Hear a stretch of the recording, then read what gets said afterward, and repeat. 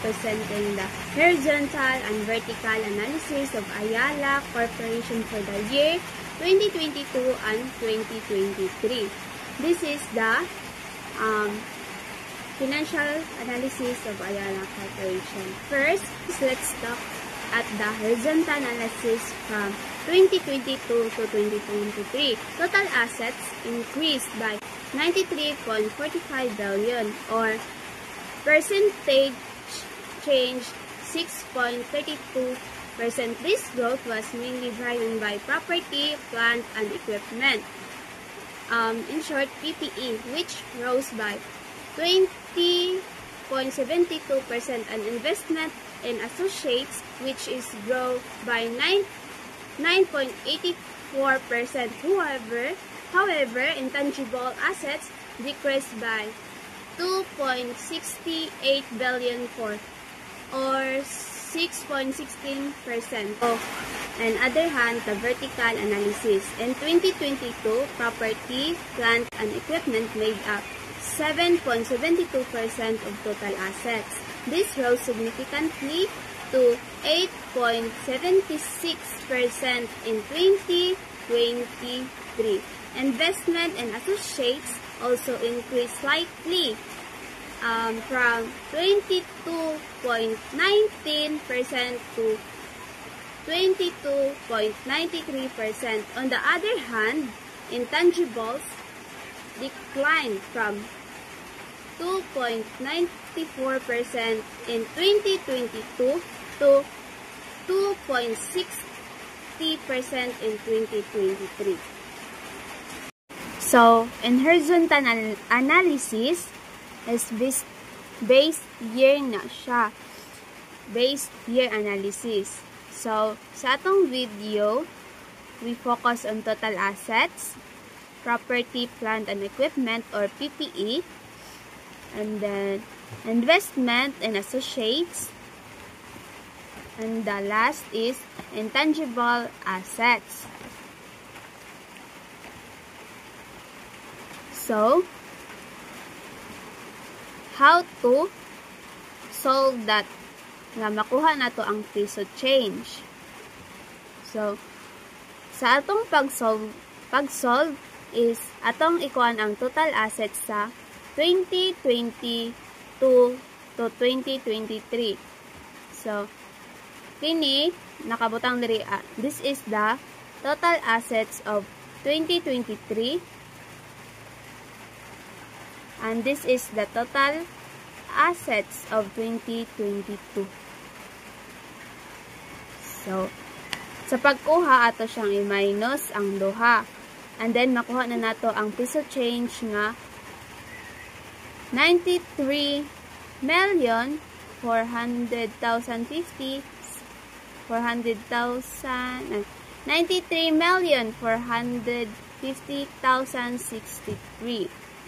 And then, sa atong pagkuha na po sa percentage change is ato lang siyang i-close and open parenthesis ang total assets sa 2023 ug ang total assets sa 2022.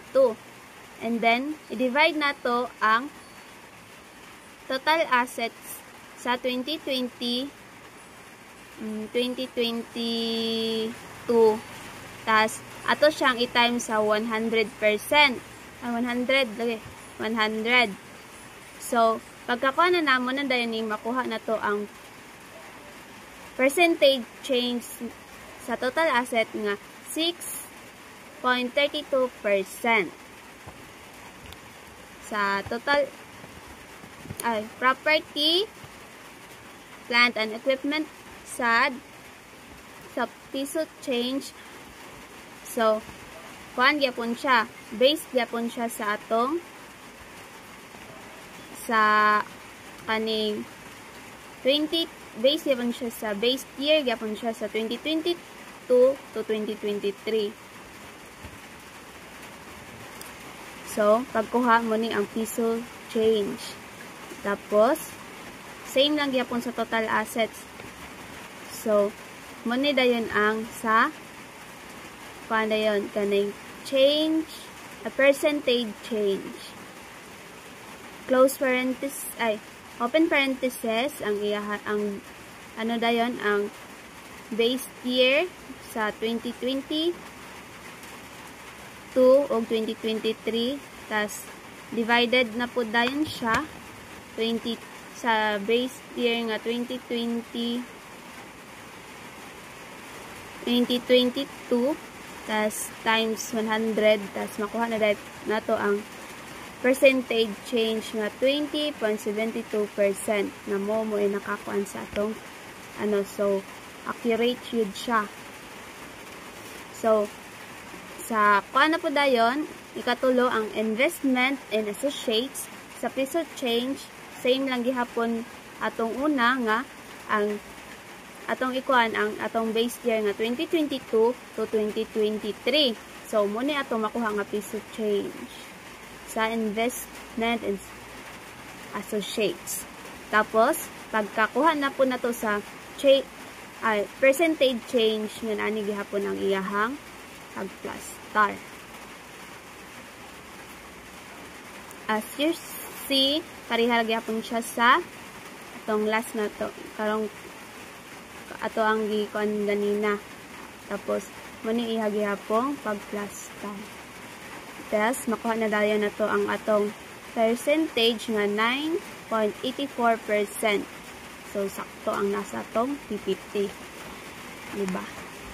So intangible assets na siya note, diba? Nagi na siya note or para dali siya makita.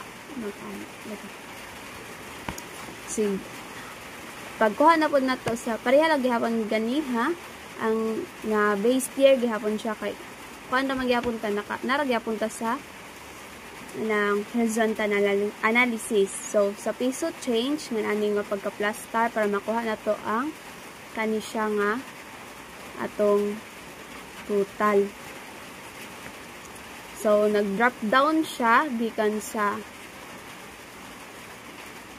43,536,382.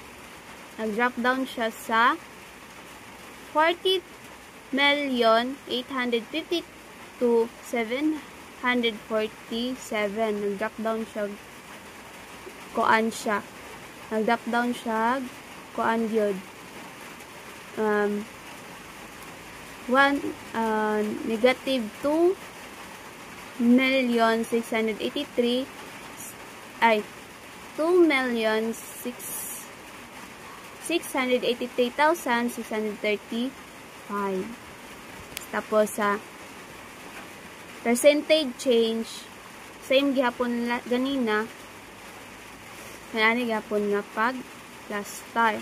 Nag-drop down man siya, munang na siya negative. Nakuha ka ba? Sabtan ba? Okay. That's the solving of horizontal analysis. Vertical analysis. Vertical analysis method of analyzing financial statement using percentage. So this is the formula how to prepare common size financial statement sa balance sheet. So sa atong is the line item by total assets. This is the total assets. Then mo ni ang line item diri sa baba times 100. Muna tong iyang ikuan na. Every kuan yun is 100 din na siya. 100%. So sa atong nag-focus magid ta sa vertical, focus ta sa PPE, property, plant and equipment, tas the investment in associates og ang intangible assets. So first the PPE or property, plant and equipment. So Diba? Dapat kay nakabutang yun sa babaw ang kaning line items. Muni ang kuan sa 2022 sa property or plant and equipment or PPE. Muni ang kuan iyang total. Muni siya. Then, muni ang total assets na sa ubos. Times 100. So, makuha na to ang percentage nga 7.72%. Then, sa 2023, ang atong 2023 is muni siya. Then,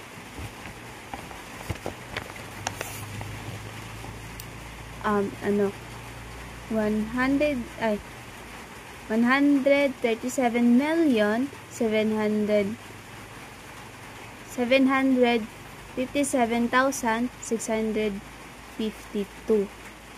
Then, ang iyahang total assets sa 2023 divided na sa times 100. So, makuha na to ang percentage nga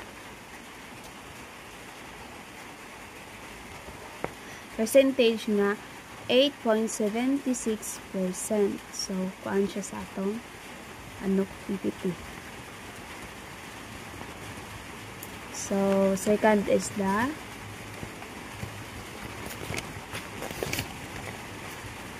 investment of associates. Sa 2022, natay 328,120,295. Then, divided sa total assets sa 2022 times 100. So, makuha na to ang percentage sa 22.19%. Then, sa 2023,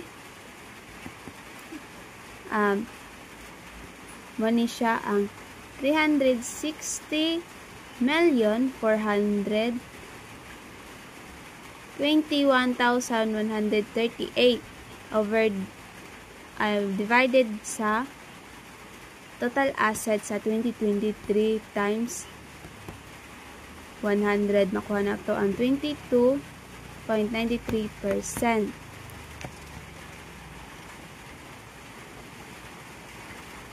So, sa intangible assets ta sa last nga atong gikonan nga mo nag-down. So, ang intangible assets sa 2022 is 43,536,382 over the total assets of 2022 times or divided times 100. Makuha na to ang percentage nga 2.94%. Muna ang kuan sa 2022. So, pagkaabot sa 2023, nag-drop down siya to 40,853,747 over the total asset of 2023 or divided times 100. So, makuha din na to ang percentage nga 2.60%. Ang vertical analysis formula is gaano gid siya sa percentage. Muni. Sakto ba? That's all. Thank you. I hope to learn something.